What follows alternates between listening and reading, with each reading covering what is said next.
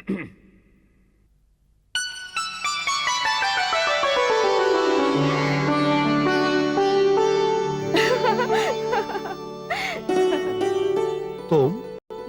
यहाँ भी? हटो, मुझे भीतर जाना है। जानती हूँ। तो जाने दो। जब मैं द्वार रोककर खड़ी हूँ तो आपको भीतर कैसे जाने दूंगी? तुम किस अधिकार से द्वार रोककर खड़ी हो? मैं आपकी पत्नी की छोटी बहन हूँ और इसी नाते द्वार रोककर खड़ी हूँ। जब तक मुझे मेरी भेंट नहीं मिल जाती, मैं आपको भीतर नहीं जाने दूंगी। द्रौपदी की छोटी बहन? अकस्मात रात्रि में द्रौपदी की छोटी बहन कहाँ से पैदा हो गई? दूर के संबंध की सही, पर मैं अपना अधिकार तो नहीं छोड़ूंगी ना। और यदि मैं कुछ भी ना दूं तो? विवाह की रात्रि आप पति के अधिकार से वंचित रह जाएंगे। कन्या, तुम्हारा ये दुस्साहस! हाँ, ये मत भूलिएगा कि आप अभी पांचाल में हैं। क्या बात है जीजाश्री? ये कन्या मुझे भीतर नहीं जाने दे रही। अच्छा, परंतु ये तो उसका अधिकार है। तुम भी? हाँ, जीजाश्री, ये तो रीत है। वाद विवाद से कोई लाभ नहीं होने वाला। चुपचाप भेंट निकालिए, वरना रात्रि भर यहीं प्रतीक्षा करनी होगी। निकालिए निकालिए। ये तो कर चुकाने वाली बात हो गई। ये तो आपका सौभाग्य है, इतने कम में छोड़ रही हूँ। धन्यवाद, धन्यवाद।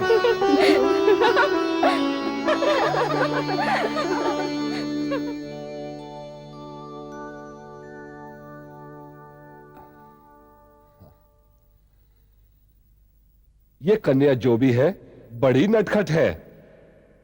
लो लो, ये अब तुम्हारा ही काम है।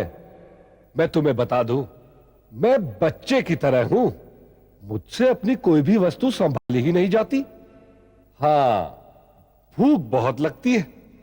यदि मुझे अपना भोजन समय पर ना मिले तो क्रोध भी आ जाता है।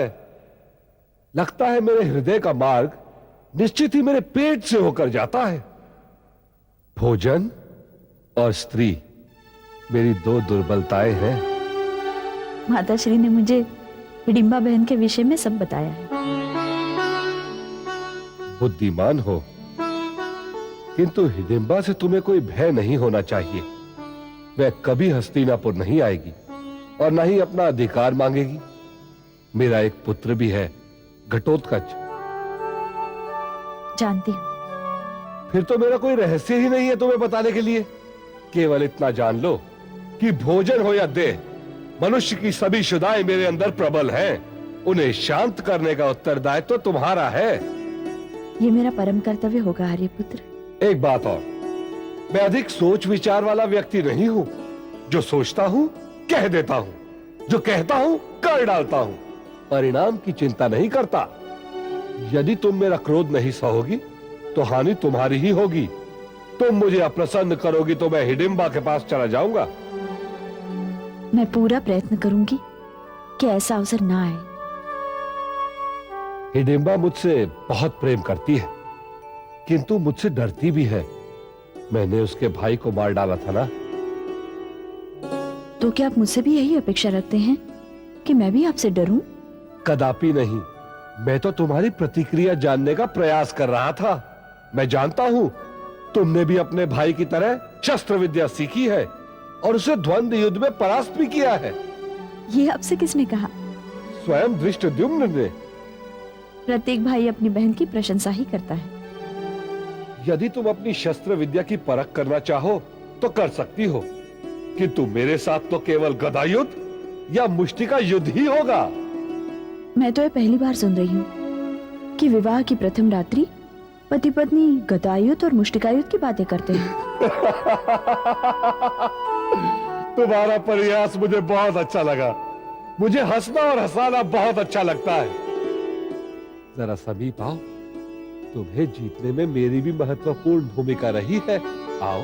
आपको इस बात का स्मरण तो है ना? कल प्रातः आपके अनुज अर्जुन के साथ मुझे फेरे लेने हैं, जिन्होंने मुझे विजय किया है। तुमने मुझे एक गंभीर अपराध से बचा लिया द्रौपदी। तुम धन्य हो। दोष मेरा ही है। मोटी बुद्धि का व्यक्ति हूं ना, दूसरों की भावनाओं को समझ ही नहीं पाता। मुझे क्षमा करना द्रौपदी। आपने ठीक कहा था। आप निष्कपट बालक की तरह हैं, पल में क्रोधित, पल में प्रसन्न। रात कैसे कटेगी? कोई सुझाव दीजिए। मुष्टि का युद्ध करोगी? करो करो।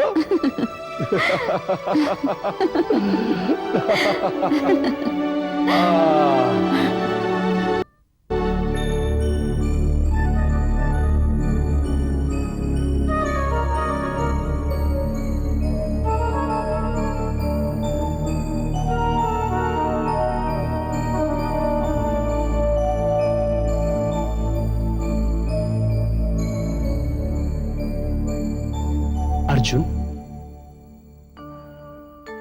क्या बात है पार्थ? नींद नहीं आ रही? मुझे नींद न आने का कारण तो है, परंतु तुम्हें नींद न आने का कारण क्या है मित्र? मेरी अनिद्रा का कारण तुम्हारी अनिद्रा। अब बताओ, तुम्हें नींद न आने का क्या कारण है? इतने भोले मत बनो वासुदेव, जैसे तुम जानते ही नहीं। अनुमान तो लगा सकता हूं पार्थ, इसके पश्चात भी मैं तुम्हारे मुख से ही सुनना चाहता हूं।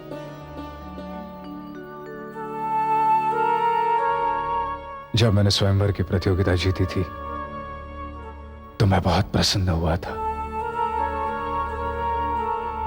मैंने जिसे जीता था उसे आर्यवर्त का प्रत्येक वीर जीतने के लिए लालायित था।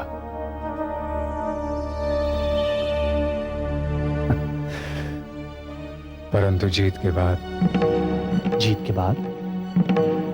बाद क्या बात?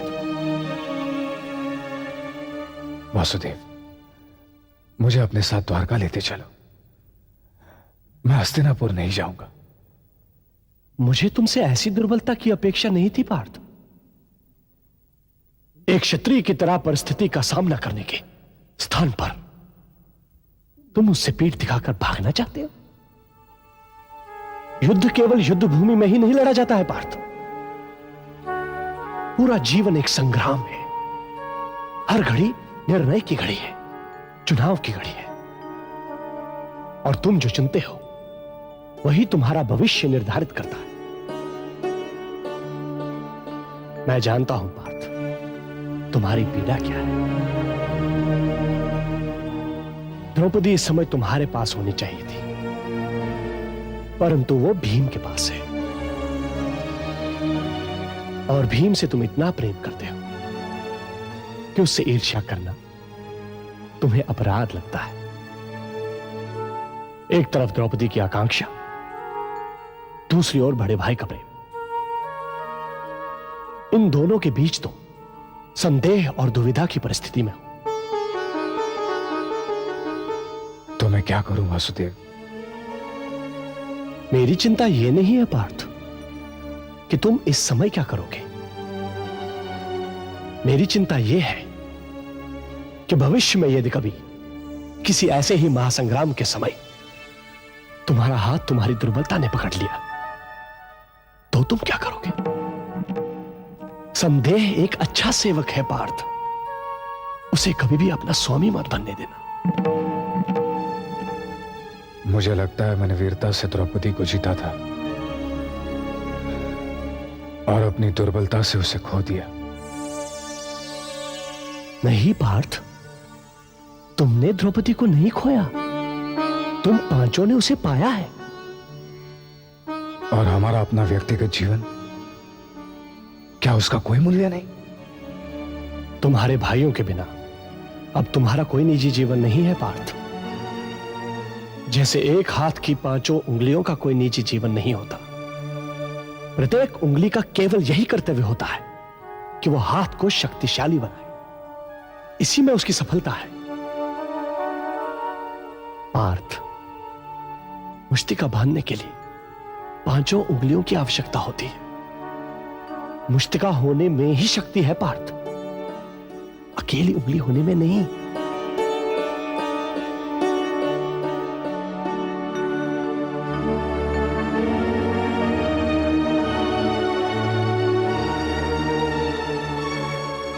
संभवतः तुम ठीक कहते हो वासुदेव, परंतु मैं अपनी दुविधा का क्या करूं?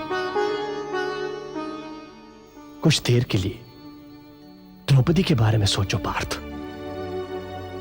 उसकी विडंबना के सामने तुम्हारी विडंबना कुछ भी नहीं। परंतु उसने अपनी स्थिति सहर्ष स्वीकार कर ली है और तुम उसे स्वीकार नहीं कर पा रहे हो। वासुदेव, मैं सच में बहुत बहुत दुर्बल हूं। नहीं पार्थ, तुम दुर्बल नहीं हो। जो अपनी दुर्बलता स्वीकार करता है वो क्षत्रिय वीर होता है, दुर्बल नहीं।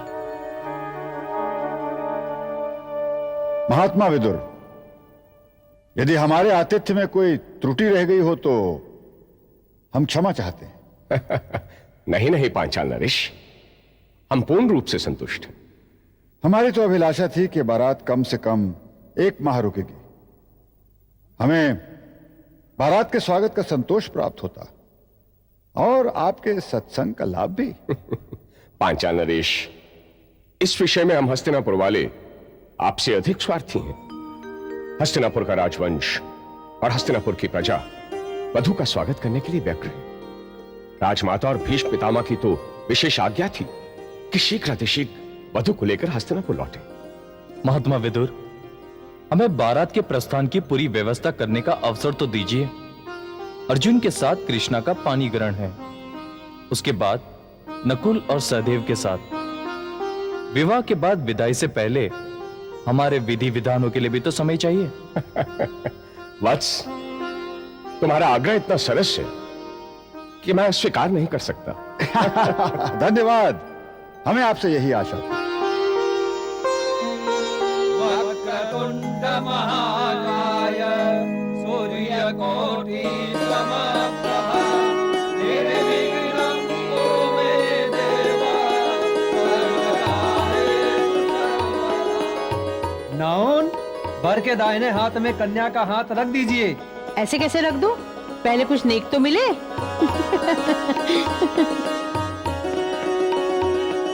ये लो दुनिया।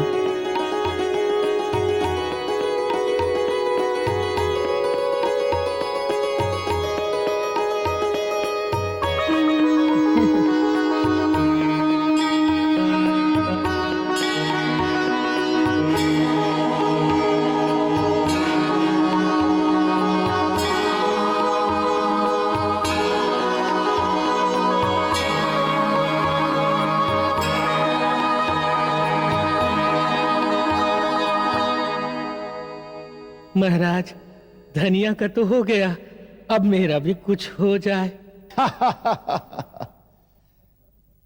नथु, मैं तुझे 10 गांव देता हूं। पर्याप्त है कि और चाहिए? महाराज, आप तो हमारे अन्नदाता हैं, बस आपकी कृपा दृष्टि बनी रहे।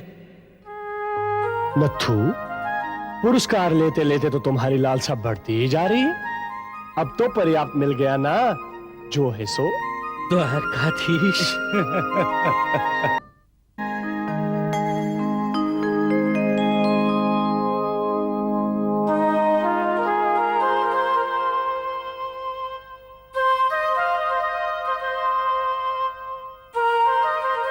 राजकुमारी, साज सज्जा समाप्त हो गई। आज की रात्रि तो उस वीर की है जिसने स्वयं आपको जीता है। आज की रात्रि विशेष है राजकुमारी। हाँ।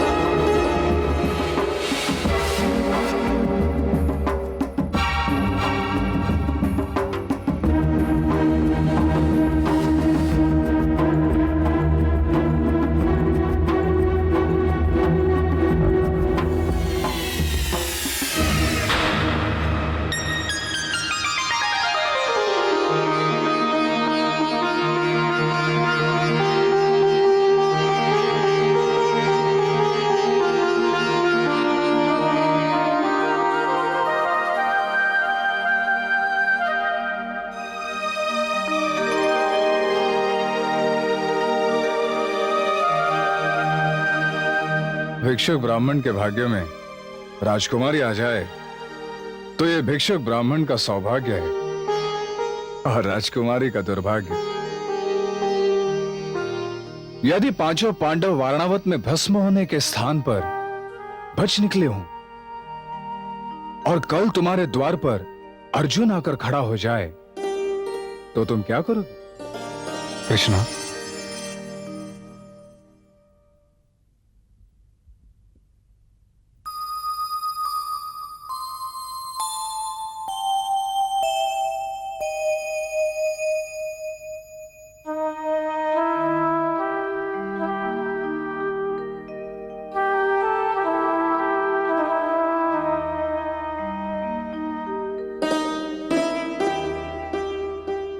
मैं तुम्हारी व्यवस्था जानता हूं कृष्णा। पंचपतियों से विवाह के पूर्व तुम्हारे पवित्र कौमार्य पर कोई एक पति अस्पष्ट दाग भी रखने का प्रयास नहीं करेगा। हम पांडवों की यही विशेषता है। तुम निश्चिंत रहो।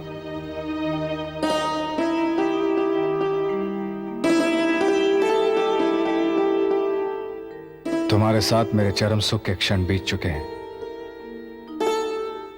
स्वयंवर के बाद के वे थोड़े से क्षण जब तुम मेरी थी, केवल मेरी, वही है मेरे जीवन का श्रेष्ठतम समय। शेष तो केवल धर्म रक्षा के लिए है, संस्कृति की रक्षा के लिए है, जगत के मंगल के लिए है। स्वयंवर के बाद के उन थोड़े से क्षणों में मैंने अपने आप को पृथ्वी का श्रेष्ठतम वीर अनुभव किया था। सोचा था तुम पर सूर्य और चंद्र की किरण भी पड़ जाएगी तो मैं सूर्य और चंद्र को भी हटा दूंगा।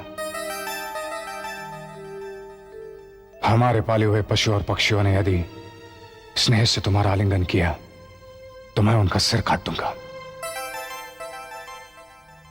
यहां तक कि तुम्हारे गले के रत्नहार से भी ईर्ष्या हो रही थी। तुम्हारे कर्णपूर्ण, तुम्हारी करगनी, तुम्हारे प्रत्येक आभूषण से मुझे ईर्ष्या हो रही थी, क्योंकि वे तुम्हें स्पर्श कर रहे थे, तुम्हारा आलिंगन कर रहे थे। आपने मुझे जय किया। आप कह सकते थे कि कृष्णा पर किसी और का अधिकार नहीं है। आपने सब मुझ पर क्यों छोड़ दिया? मैंने जो कुछ कहा और किया वह एक पुत्र और छोटे भाई के रूप में कहा और किया। और मेरे पति के रूप में? क्या मेरे पति के रूप में आपका कोई दायित्व नहीं था? तुम भी तो अस्वीकार कर सकती थी। मैं अपने पुत्र धर्म और भ्राता धर्म में बंधा हुआ था, तुम तो स्वतंत्र थी।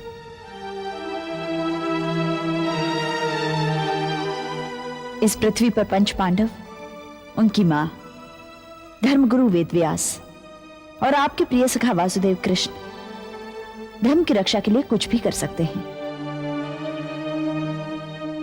परंतु केवल एक द्रौपदी है जो अपने सुख, आत्मसम्मान, आत्मगौरव के लिए कुछ भी नहीं कर सकती। क्योंकि द्रौपदी का आत्मसम्मान, उसका आत्मगौरव, उसका सुख, इनका मूल्य धर्म की रक्षा के सामने कुछ भी नहीं है।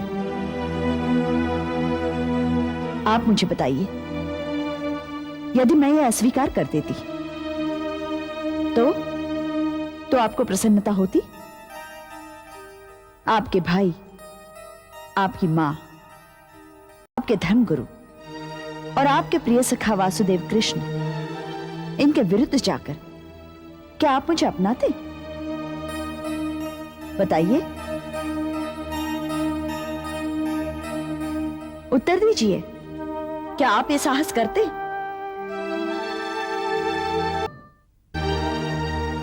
यदि आप मेरे पति के स्थान पर मेरे प्रेमी होते तो क्या यह सब कुछ होने देते जो हुआ है? आप मेरे लिए युद्ध नहीं करते? तब मैं समझती कि मैं कुछ हूं, मेरा कोई मूल्य है, कोई मेरे लिए युद्ध भी मोल ले सकता है। तब मैं संभवतः यह निर्णय स्वीकार कर लेती, परंतु वो मेरी विवशता नहीं होती। ये मेरा आनंद होता, ये मेरा अपना चुनाव होता। मैं अपने प्रेमी के लिए अपने आप को बलिदान करती, धर्म की रक्षा के लिए नहीं। तो क्या तुम्हारे लिए प्रेम धर्म की रक्षा से बड़ा है? स्त्री के लिए प्रेम से बड़ा कुछ भी नहीं है। सारे पुरुष यही भूल करते हैं, और पुरुषों द्वारा निर्मित समाज, संस्कृति और धर्म भी यही भूल करते हैं। आवश्यकताओं और सुविधाओं के सामने प्रेम को गौण कर देते हैं, और विवाह के सामने प्रेम हार जाता है। जिस समाज की नींव प्रेम की हार पर रखी गई हो, क्या उस समाज में कभी प्रेम पनप सकता है? जिस स्त्री के प्रेम को कुचलकर उसे सामाजिक सुविधा के लिए बलिदान किया गया हो, क्या वह स्वयं प्रेम दे सकती है? स्त्री समाज का केंद्र है। यदि स्त्री प्रेम देने में सक्षम नहीं, तो समाज में प्रेम जीवित नहीं रहेगा। और जिस समाज का आधार प्रेम नहीं, वो समाज, वो देश, वो धर्म निरंतर कलह और युद्ध में उतरता रहेगा। यही तो मेरी दुविधा थी कृष्णा। यही प्रश्न मैंने सखा से किया कि क्या व्यक्ति की इच्छा का कोई मूल्य नहीं? परंतु उन्होंने कहा कि अपने भाइयों से अलग मेरा कोई व्यक्तित्व, कोई अस्तित्व नहीं। हम पांचों एक हाथ की 5 उंगलियां हैं, जिनकी सार्थकता हाथ के साथ होने में, हाथ को शक्तिशाली बनाने में, क्योंकि इस हाथ में धर्म की ध्वजा है। कैसी अद्भुत विवाह रात्रि है। प्रेम के शब्द के स्थान पर पति पत्नी एक दूसरे को उपदेश दे रहे हैं। मुझे क्षमा करना कृष्णा।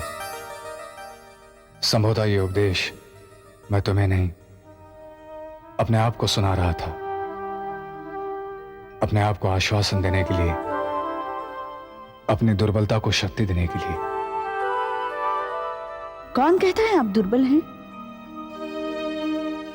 कृष्णा का पति कभी दुर्बल नहीं हो सकता। मैं आपकी शक्ति हूं। अपने अश्रु मुझे दे दीजिए। अब इन पर मेरा अधिकार है।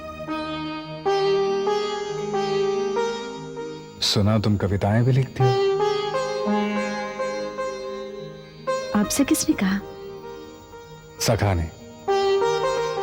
सखा ने आपको मेरी कविताएं दिखा दी? तुम भूल जाती हो कि तुम्हारे सखा होने के पहले से वे मेरे सखा हैं। और यदि वे पंक्तियां तुमने सखा के अतिरिक्त किसी और के लिए लिखी होती, तो वह अब तक जीवित नहीं होता। आपको ईर्ष्या हो रही है? ईर्ष्या कृष्ण से? असंभव। कृष्ण मेरे प्रिय, कृष्ण मेरे कृष्णा को प्रिय, अतः कृष्ण मेरे अति प्रिय।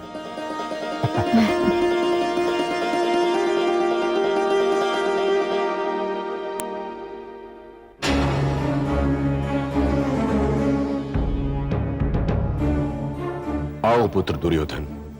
कुंती पुत्र प्रेतलोक से लौट आए हैं। इस संबंध में आपकी क्या प्रतिक्रिया है? आज पिता के लिए प्रणाम भी नहीं पुत्र। प्रणाम के लिए तो जीवन पड़ा है। मैं ये जानना चाहता हूं कि आपकी योजना क्या है। पुत्र, ये निर्णय मैं अकेले नहीं ले सकता। पितामह हैं, गुरु द्रोणाचार्य हैं, कृपाचार्य हैं, और विदुर है। विदुर विदुर विदुर, वे हस्तिनापुर में पांडवों के गुप्तचर हैं।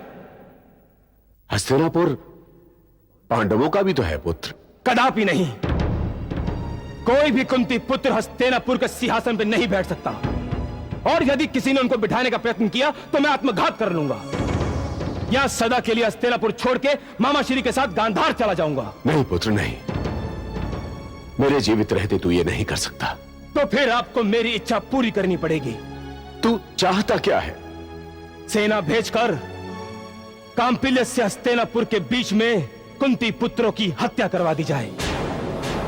विधवा द्रौपदी को मैं स्वीकार कर लूंगा। तू जानता है संभव नहीं है पुत्र। पांडु पुत्रों का प्रत्यक्ष वध नहीं नहीं पुत्र, वे अत्यंत ही लोकप्रिय हैं, मृत्यु के द्वार से लौट कर आए हैं, प्रजा उनसे अपार प्रेम करती है, सहानुभूति रखती है। संभव है कि सेना भी अस्वीकार कर दे। द्रोण भी हां नहीं कहेंगे और पितामह तो खड्ग लेकर तेरे टुकड़े टुकड़े कर देंगे। हाँ, यदि वे एक बार हस्तिनापुर आ गए तब कुछ किया जा सकता है पुत्र। हस्तिनापुर में आते ही युधिष्ठिर को युवराज बनाने की मांग की जाएगी। यदि उनका वध तत्काल नहीं किया गया तो कभी नहीं किया जा सकता। पुत्र, जो आग लाक्षागृह में लगाई जा सकती है वो हस्तिनापुर के महल में भी तो लग सकती है। और यदि उससे भी वे बच गए तो किसी दास या दासी को मिलाकर उनके भोजन में विष भी तो मिलाया जा सकता है, या फिर वो सर्पदंश। दंश नहीं पिताश्री, दंश नहीं, आक्रमण और वध। यदि सेना को विश्वास में नहीं लिया जा सकता तो कुछ चुने हुए विश्वास पात्र सैनिकों को बंधक बनाकर भेजा जा सकता है, परंतु उनकी हत्या मार्ग में ही होनी चाहिए। पुत्र, तू ये भूल रहा है कि मैं राज्यसभा के प्रति भी उत्तरदायी हूं। पिताश्री, आप ये भी भूल रहे हैं कि आप हस्तिनापुर के सम्राट हैं और सम्राट जो चाहे वो कर सकता है। पुत्र, यह राजनीति है। व्यक्ति जो चाहता है सदैव नहीं कर सकता। जनता की भावनाओं का आदर सच न सही, झूठ ही सही, परंतु आदर करने का नाटक तो करना ही पड़ता है। प्रजा को पुत्र कहना ही पड़ता है। प्रजा आपकी पुत्र नहीं है पिताश्री, पुत्र मैं हूं। सिंहासन पर अधिकार मेरा है। सत्य तो यह है पुत्र कि अधिकार तेरा है ना मेरा है। अभी तो हस्तिनापुर के सिंहासन पर युधिष्ठिर का अधिकार है। अब जबकि पांडु पुत्र लाक्षागृह से जीवित लौटकर आ गए हैं, राज्यसभा में यह प्रश्न अवश्य उठेगा कि तेरे स्थान पर युधिष्ठिर को ही क्यों न सम्राट बना दिया जाए। कौन प्रश्न उठाएगा? आप मंत्रियों, सभासदों, अधिकारियों के भीतर पर्याप्त भय उत्पन्न कर दें, फिर देखें किसका साहस होता है प्रश्न उठाने का। भय पर आधारित सत्ता दीर्घायु नहीं होती पुत्र। निरंकुश अधिनायकवादी शासक का अंत वही होता है जो कंस का हुआ था। आप कल सभा बुलाइए। इससे पहले कि कुंती पुत्र हस्तिनापुर में पदार्पण करें, मैं सभा को विवश कर दूंगा कि वे कुंती पुत्र को हस्तिनापुर में प्रवेश करने की अनुमति ना दें। हस्तिनापुर के अतिरिक्त वे जहां चाहे जा सकते हैं।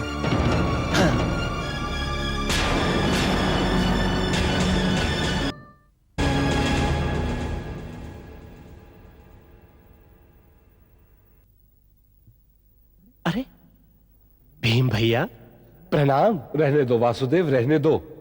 ये सब तो मैं बाहर के लोगों के सामने अपना सम्मान बढ़वाने के लिए तुमसे करवाता हूं, ताकि उन्हें पता चले कि द्वारकाधीश वासुदेव कृष्ण, जिसे सभी प्रणाम करते हैं, स्वयं मुझे प्रणाम करता है। नहीं नहीं भीम भैया, ये तो आपका अधिकार है और मेरा कर्तव्य।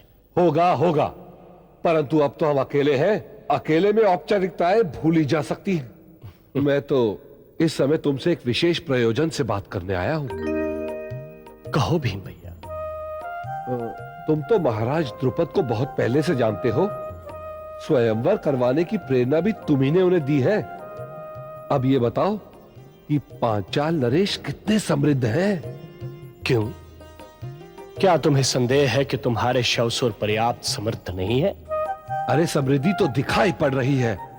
मैं उस समृद्धि की बात कर रहा हूं जो दिखाई नहीं पड़ रही। मैं अभी भी तुम्हारा प्रयोजन नहीं समझा हूं भीम भैया। अब तुमसे क्या छिपाऊं वासुदेव? जमाता हूं, और एक नहीं 5 जमाता है महाराज द्रुपद के। अब हम पांचों को धन संपत्ति पर्याप्त मिलनी चाहिए ना। तो तुम्हें भय है कि कहीं महाराज द्रुपद एक ही जमाता के बेट उपहार के साथ तुम्हें विदा करके छुटकारा न पाले। हाँ, भय तो वास्तविक है भीम भैया, संभावना तो पूरी है। कोई भी शवसुर यदि एक से ही काम निकलता हो तो पांचों का भोज क्यों ले? परंतु भीम भैया, कहीं तुम इसे विवाद का विषय बनाकर नकुल और सहदेव का विवाह रुकवाने की तो नहीं सोच रहे हो? ये तुम क्या कह रहे हो वासुदेव? मैं क्या इतना ओछा हूं? अरे ये सब तो मैं पांचाल नरेश का सम्मान बढ़ाने के लिए कह रहा हूं। और जब हम हस्तिनापुर लौटेंगे तो दुर्योधन और उसके भाइयों को भी दिखना चाहिए कि हमारे ससुर महाराज द्रुपद कितने समृद्ध हैं। वासुदेव, आइए विदुर काका, आइए। किस विषय पर चर्चा हो रही थी? कुछ नहीं विदुर काका, आज रात्रि नकुल का विवाह है, उसी की तैयारी के संबंध में वासुदेव से परामर्श ले रहा था। विदुर काका, भीम ने एक अत्यंत महत्वपूर्ण शंका उठाई। शंका? कैसी शंका वासुदेव? कुछ नहीं विदुर काका, वासुदेव का तो स्वभाव है बात का पतंगड़ बनाना। किंतु भीम भैया, किंतु परंतु कुछ नहीं। वासुदेव, मैं आयु में तुमसे बड़ा हूं और शक्तिशाली भी। ये मैं कैसे भूल सकता हूं भीम भैया? इसीलिए तो मैं विदुर काका को बताना चाहता हूं कि आपका प्रस्ताव उचित और स्वीकार कर लेने योग्य है। प्रस्ताव? कैसा प्रस्ताव? कौन सा प्रस्ताव? विदुर काका, मैंने कोई प्रस्ताव नहीं रखा है। इतनी शीघ्र भूल गए भीम भैया? अभी अभी तो। वासुदेव, तो मौन रहने का क्या लोगे? यदि मैं मौन रहूंगा भीम भैया, तो विदुर काका को इतनी महत्वपूर्ण सूचना कैसे दे पाऊंगा? सूचना? कैसी सूचना वासुदेव? तुम दोनों पहेलियां छोड़ो, मुझे स्पष्ट बताओ कि बात क्या है। बात का संबंध महाराज द्रुपद से है विदुर काका। भीम भैया का प्रस्ताव है कि शौसुर होने के नाते महाराज द्रुपद का कर्तव्य है। वासुदेव, ये अंतिम चेतावनी है तुम्हें। अब आप मुझे चेतावनी दे या मेरा वध करे भीम भाई, मैं तो आज विदुर काका को यह बताकर ही रहूंगा कि पांचाल से हस्तिनापुर तक की पूरी बारात का प्रबंध भीम भैया ने अपने कंधों पर ले रखा है। अच्छा, ये तो बड़ी प्रसन्नता की बात है वासुदेव। भीम, उत्तरदायित्व लेना अच्छी बात है। अच्छा, एक बात बताओ, तुम इसे गुप्त रखने का प्रयास क्यों कर रहे थे? विदुर काका, महान व्यक्ति को अपनी महानता प्रकट करने में संकोच होता है। नटखट। ठीक है भीम, बारात की पूरी व्यवस्था का भार तुम्हारे बलिष्ठ कंधों पर रहेगा। परंतु भीम, मैं तुम्हें एक बात के लिए सावधान कर देना चाहता हूं। संभव है महाराज द्रुपद अपने जमाताओं को भेंटों और उपहारों से लादने का प्रयत्न करें, परंतु तुम कुछ भी स्वीकार मत करना। वे भले ही राजा क्यों ना हो, किसी पर अनावश्यक बोझ डालना जमाताओं के लिए उचित नहीं। उन्होंने अपनी कन्या हस्तिनापुर को दी, हम हस्तिनापुर वालों के लिए यही प्रसन्नता का विषय है।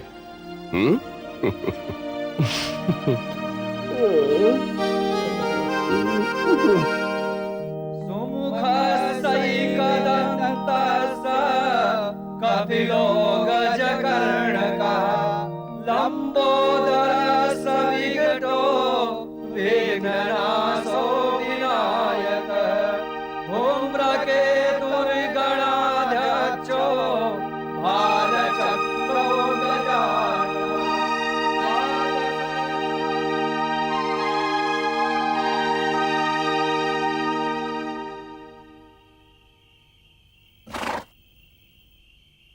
अपनी सुहागरात को तुम मुझे अश्वशाला में क्यों लाई हो पांचाली?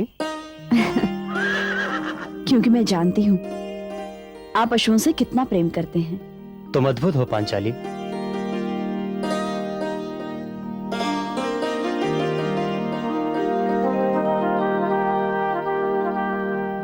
तुम्हारा ये अश्व अत्यंत नटखट है, परंतु अत्यंत कर्तव्यशील।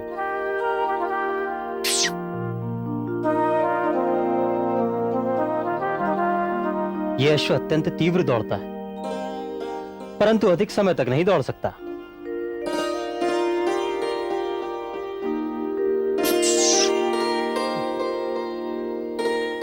तुम्हारा ये अश्व आलसी है, विश्राम में अधिक रुचि लेता है, परंतु जब दौड़ता है तो इसकी तुलना नहीं की जा सकती।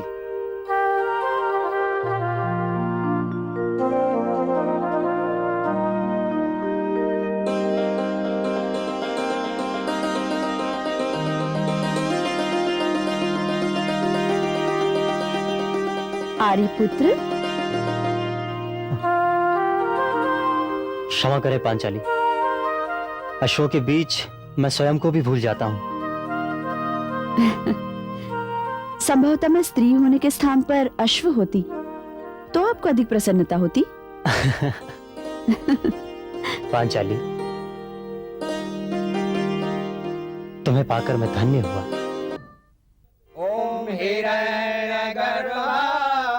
समवर्तताग्रे भूतस्य जातः पतिरेकयासीत्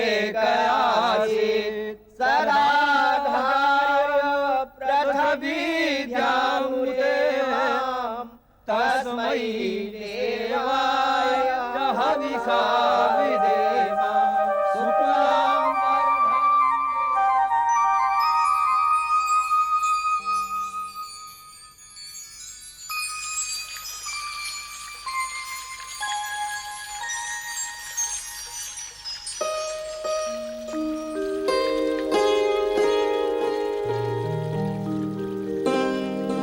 मुझे तारों से ईर्ष्या हो रही है।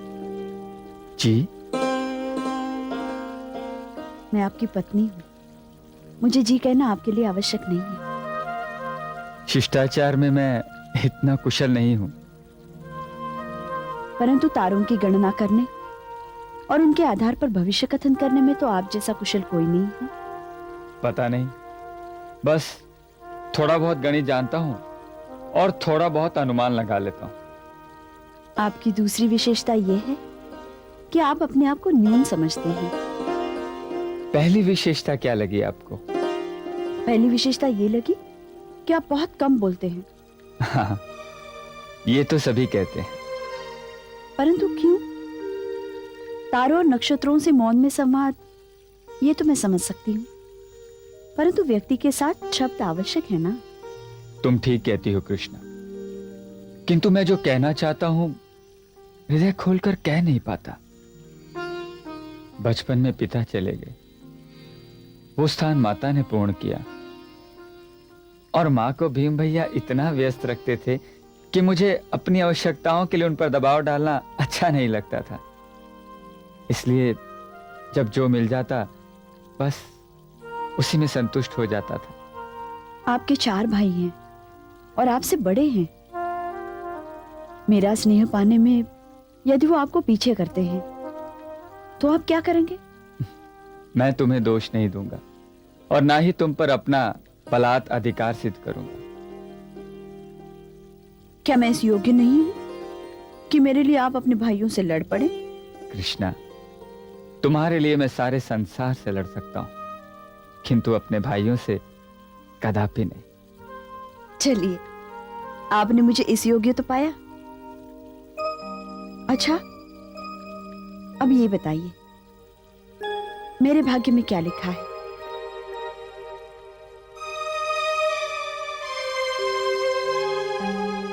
कृष्णा, मनुष्य का भाग्य पूरी तरह से बताया नहीं जा सकता, क्योंकि कोई मनुष्य अकेला नहीं होता।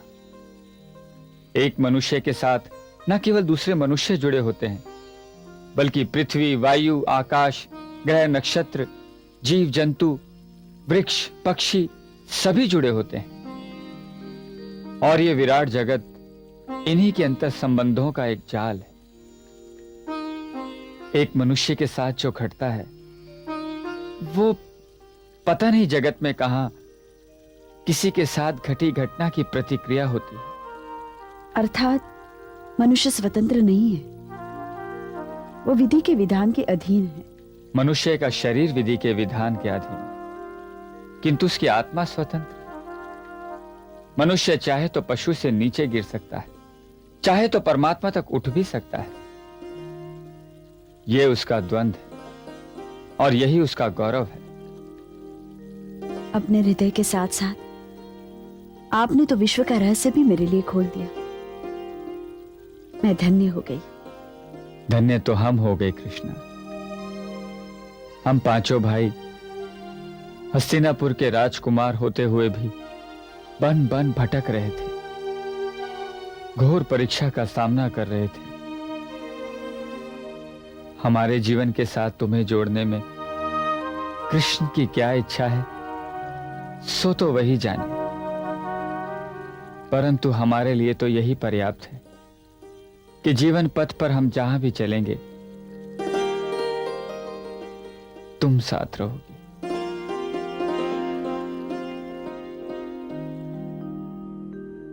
कुरुओं की वधुएं कभी गांधार से आई तो कभी काशी से।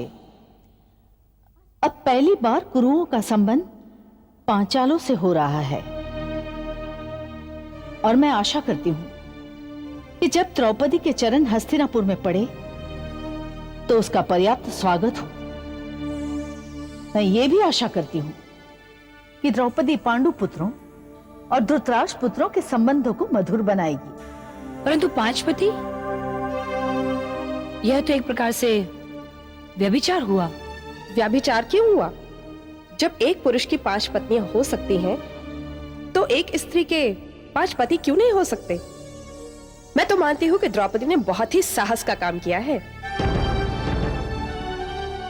और हम स्त्रियों को पुरुषों की बराबरी में ला खड़ा किया है। संतान पाने के लिए पति के अतिरिक्त अन्य पुरुषों की परंपरा तो रही ही है, तो फिर एक से अधिक पुरुषों से विवाह करने में क्या आपत्ति हो सकती है? राजमाता, तब तो प्रत्येक स्त्री एक से अधिक पुरुषों से विवाह करना चाहेगी। दूसरों की छोड़ो, अपनी कहो दुश्शला। तुम्हारी कितने पुरुषों से विवाह करने की योजना है? ऋतुवती, यह परिहास का विषय नहीं है। दुश्शला, परिहास को समझने का प्रयत्न करो। अच्छा, अब तुम सब जाओ और द्रौपदी के स्वागत की तैयारी करो। द्रौपदी का भव्य स्वागत होना चाहिए।